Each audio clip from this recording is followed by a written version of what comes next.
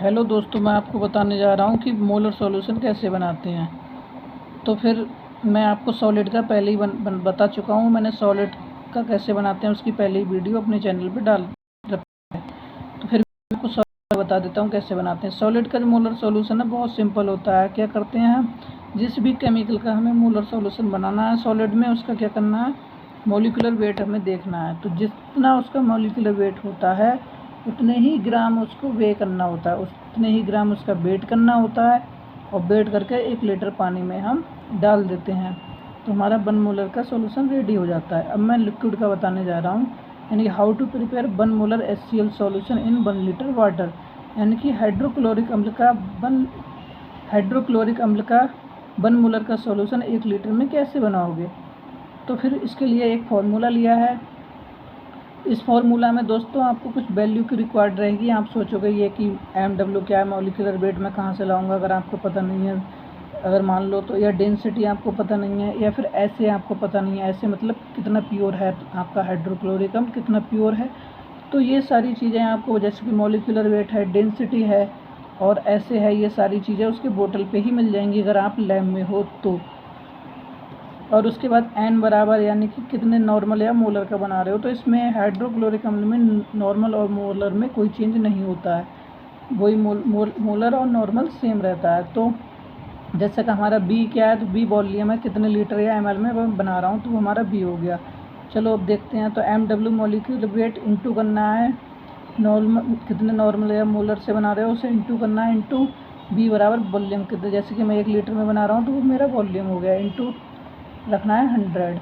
उसके बाद किससे डिवाइड करना है, इन सबको ऊपर वालों को, इनको सबसे करना है वेट पर ml या डेंसिटी से, इंटू 1000। फार्मूला में मेरा ऐसे ही रहेगा, इंटू ऐसे कितना प्योर है हाइड्रोक्लोरिक अम्ल मेरा।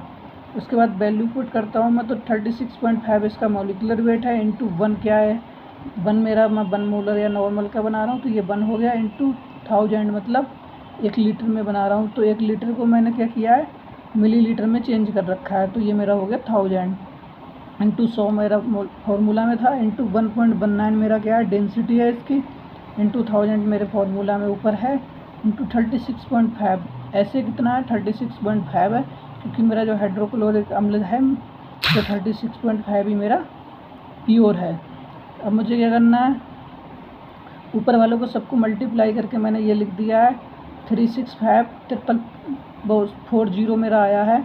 उसके बाद मैंने क्या किया है, नीचे वालों को मल्टीप्लाई करके नीचे लिखा है। अब क्या करना है, ऊपर वालों को नीचे वाले से डिवाइड करना है मुझे। उसके बाद क्या होगा, मेरा 84.03 ml हाइड्रोक्लोरिक इन 1 लीटर वाटर में निकल के आ गया। तो मुझे क्या करना है, 1 मोलर का बनाने के लिए 84.03 ml डाल देना है 1 लीटर वाटर में। तो दोस्तों ज़्यादातर हम क्या करते हैं, 85 ml को हम मेजर करते हैं और 1 लीटर वाटर में डाल देते हैं, तो क्या होता है, हमारा 1 मोलर का सॉल्यूशन रेडी हो जाता है। अब मेरे पास दोस्तों एक फार्मूला और है, उससे भी सेम ही कैलकुलेशन निकल के आती है, तो मैं दिखाता हूँ कौन सा है वो फार्मूला। एक फार्मूला दोस्तों मैंने ये लिया है, सेम डाल रखा है, how to prepare 1 molar HCl solution in 1 litre water. तो मैंने ये लिया है एक फार्मूला, यानी कि MCQ डिवाइडेड बाई 1000।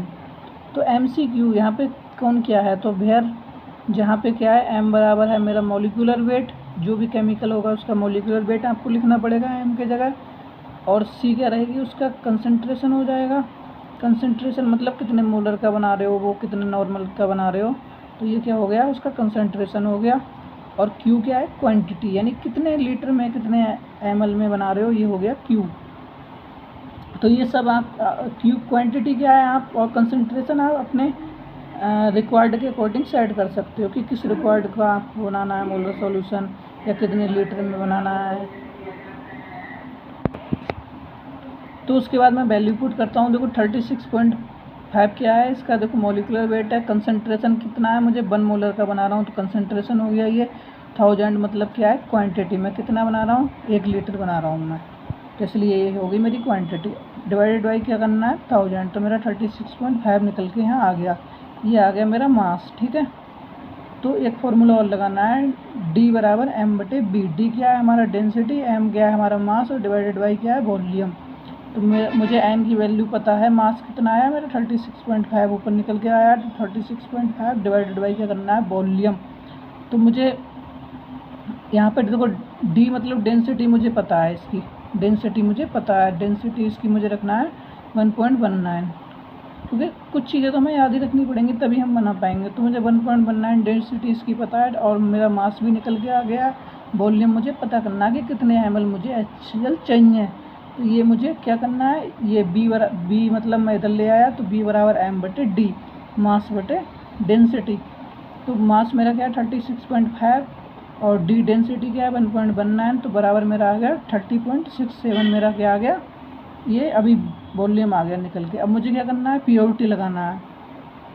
तो प्योरिटी ऑफ हाइड्रोक्लोरिक अम्ल की कितना है 36.5, वो प्योर है, उसका ऐसे यानी कि ऐसे ऑफ हाइड्रोक्लोरिक अम्ल या प्योरिटी ऑफ हाइड्रोक्लोरिक अम्ल, ऐसे या प्योरिटी सेम होता है। तो 36.5% ही मेरा वो प्योर है, तो मुझे ये लगाना है। तो मैंने क्या किया है, पहला अपना जो वॉल्यूम आया था निकल के वो ऊपर रखा है, नीचे उसकी प्योरिटी लगा दी, यानी वॉल्यूम को प्योरिटी से क्या कर दिया, डिवाइड कर दिया, इंटू 100 कर दिया। तो मेरा देखो 84.03 निकल के आ गया, जो मेरे पुराने फार्मूले से निकल के आया था। तो फिर क्या करना है, अगर 84.03 ml आप हाइड्रोक्लोरिक अम्ल लेके 1 लीटर पानी में डालते हो, तो आपका 1 मोलर का हाइड्रोक्लोरिक अम्ल सॉल्यूशन रेडी हो जाता है। थैंक यू दोस्तों। अगर आप चाहते हैं मैं आपके लिए और बहुत सारी इसी तरह की वीडियो लेके आता हूँ, तो आप प्लीज़ मेरे चैनल को सब्सक्राइब करें, वीडियो को लाइक करें एंड शेयर करें। Thank you.